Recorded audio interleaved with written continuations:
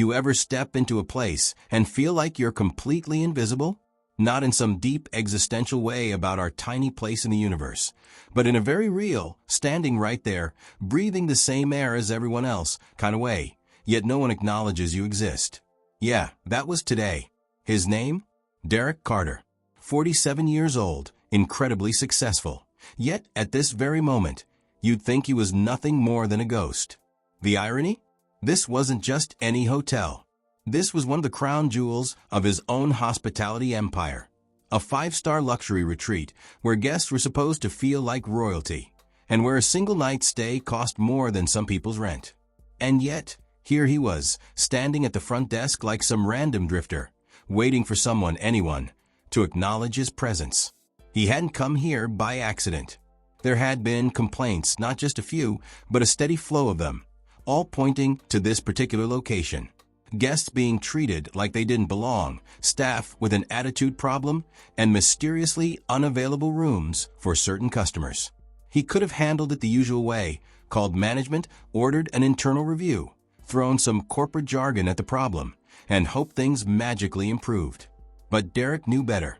Issues like this didn't just disappear on their own. They needed to be exposed. So he showed up unannounced. No tailored suit, no limo, no entourage, just another guy checking in for the night. And that's when he got a first-hand look at his company's world-class service. The front desk was staffed, or rather occupied, by a blonde 20-something named Lisa, whose entire demeanor screamed, "I do not get paid enough to care about your existence." She leaned back, phone in hand, scrolling or texting, who knew? But one thing was clear. She was actively avoiding eye contact. Derek waited, cleared his throat. Nothing. Tapped the desk. Still nothing. "Excuse me." Lisa let out a loud, exaggerated sigh, the kind reserved for people who dare interrupt someone in the middle of doing absolutely nothing. Only then did she lazily drag her gaze up to him, blinking like he'd just materialized out of thin air. "Yeah. That was it. No, welcome to our hotel.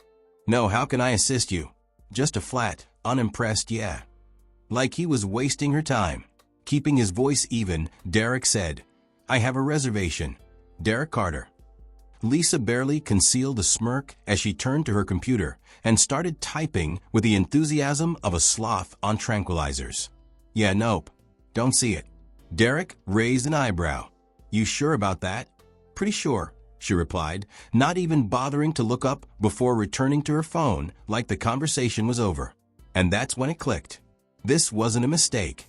This wasn't some system error. This was intentional. She had taken one look at him and decided he wasn't worth her time. Derek exhaled slowly, keeping his expression neutral. "Check again." With another exaggerated eye roll, Lisa lazily tapped at the keyboard. "Nope. Still nothing." "Sorry." Her tone made it clear. She wasn't sorry. Not even a little.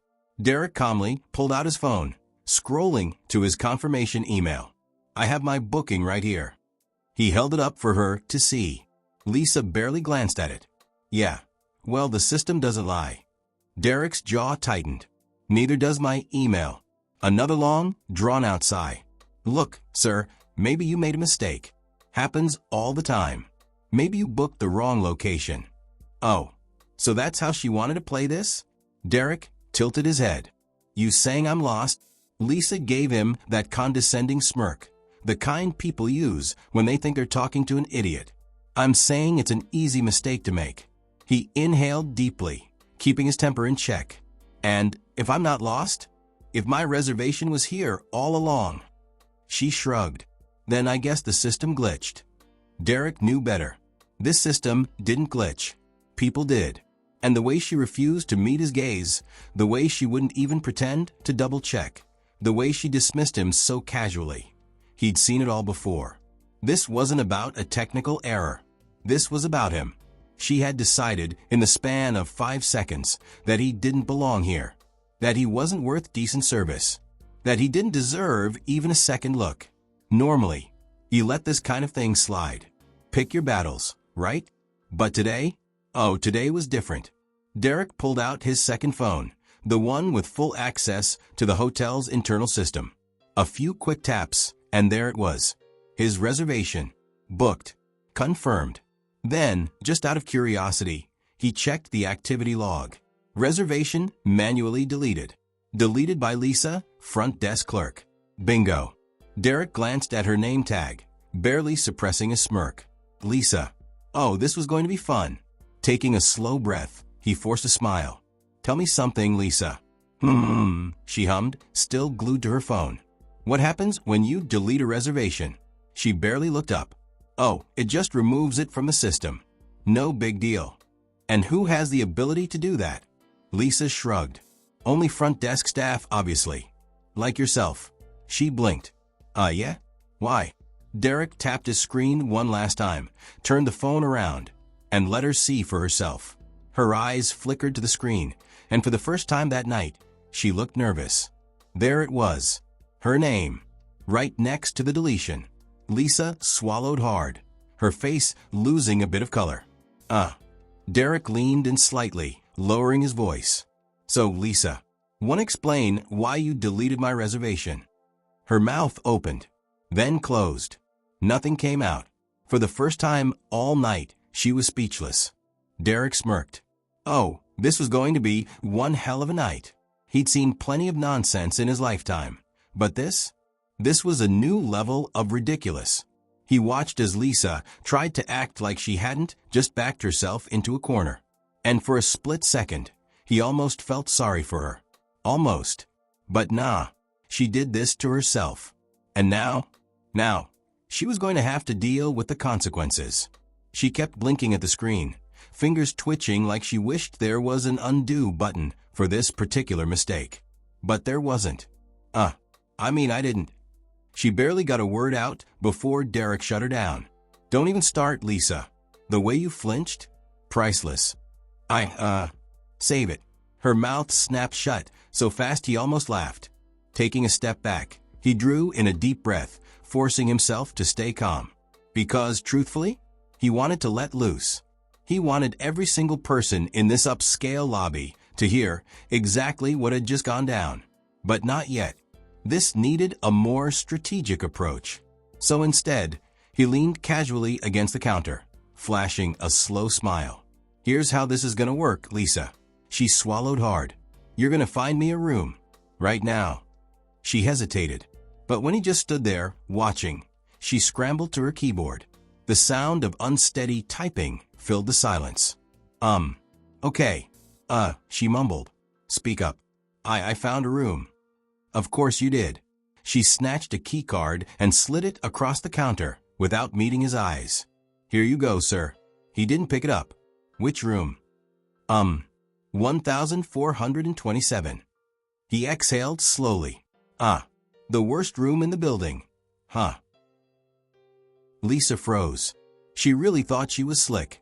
Room 1427? Right by the noisy elevators, next to the supply closet, with a stunning view of the dumpster out back. He knew every inch of this hotel. Hell, he had designed the floor plan himself. This was petty, textbook-level pettiness. Derek tilted his head. Lisa, do I look stupid to you? Her face twisted. No, Then why the hell are you trying to play me like I wouldn't notice what you just pulled? Silence. The whole lobby had gone eerily quiet. A few guests on the couches nearby cast subtle glances, pretending not to eavesdrop. Across the room, a bellboy suddenly became very invested in adjusting his hat. Derek picked up the key card at last. Thanks, Lisa. Then, without another word, he turned and walked toward the elevators. But this wasn't over. Not by a long shot. The second he stepped into his room, Derek pulled out his laptop. This was his hotel, his empire. And someone had the audacity to treat him like a random nobody? Time to do some digging. First, he pulled up the hotel's internal records. Employee files, complaint logs, manager reports, anything tied to this location. And guess what? Lisa's name was everywhere. Front desk agent dismissed a guest complaint without logging it. Guest reported racial discrimination at check-in. Staff involved? Lisa. Lisa refused service to a guest, citing hotel policy but providing no documentation. Multiple disputes with guests over system errors affecting reservations. Every time, Lisa. Oh, she wasn't just bad at her job. She was actively malicious. And yet, she still worked here. Why? A few more clicks, and there it was, the answer. The manager, Ryan Foster. A spineless corporate yes-man who probably avoided confrontation like the plague. Translation? Lisa had been a problem for a long time, but nobody had the guts to fire her. Which meant Derek had to do it himself. He strolled back into the lobby, taking his sweet time. Lisa was still at the desk, probably thinking she had dodged a bullet. Wrong. He walked right past her, straight into the manager's office. No knocking. No warning. Didn't need one. Ryan Foster, middle-aged, balding, with the vibe of a guy who peaked in high school, looked up from his desk and immediately went pale. Mr. Carter. What a surprise. Derek shut the door behind him and leaned against it. Cut the crap, Ryan. We need to talk. Ryan swallowed hard. Oh, of course. What can I? Do you even know what's happening at your front desk? Ryan blinked. I think everything is. Wrong answer. Derek crossed his arms. I just had my own reservation deleted. By one of your employees. Ryan turned ghost white. I what? Who? Derek grinned. Take a wild guess. Ryan opened and closed his mouth like a fish gasping for air. It was Lisa, wasn't it? Ding, ding, ding. Ryan winced. Listen, Mr. Carter, I was going to handle it, I swear, but she's been... Derek raised a hand. Shut up. Ryan, shut up. Derek let the silence drag for a few seconds. You've had complaints about her for months. Maybe even years. And what did you do? Nothing. Ryan looked like a man staring down his own execution. I thought maybe she just needed more training. Training. Derek actually laughed. Ryan, she's not some clueless intern who forgot how to use the software. She's a walking liability. And she's your liability. Ryan looked like he wanted the floor to swallow him whole. Derek exhaled slowly and nodded. Here's how this is going to go down, Ryan. He leaned in. You're going to walk out there and fire her. Right now. In front of everyone. Ryan's jaw hit the floor.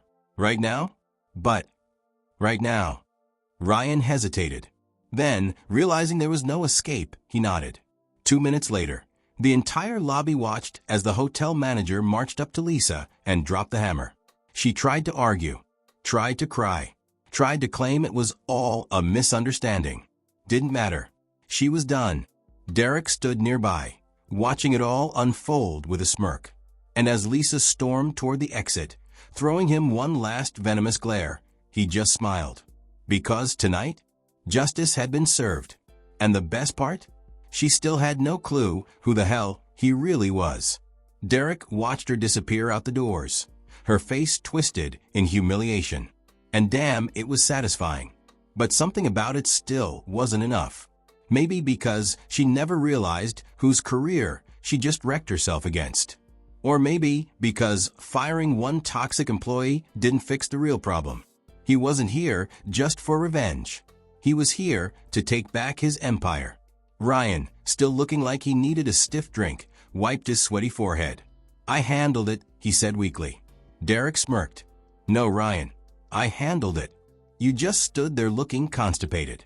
Ryan let out a nervous chuckle, like Derek was joking. He wasn't. You know I could fire you too, Derek said casually, for letting this place turn into a customer service disaster. Ryan swallowed hard. I swear, Mr. Carter, I'll fix everything. Derek raised an eyebrow. That's cute.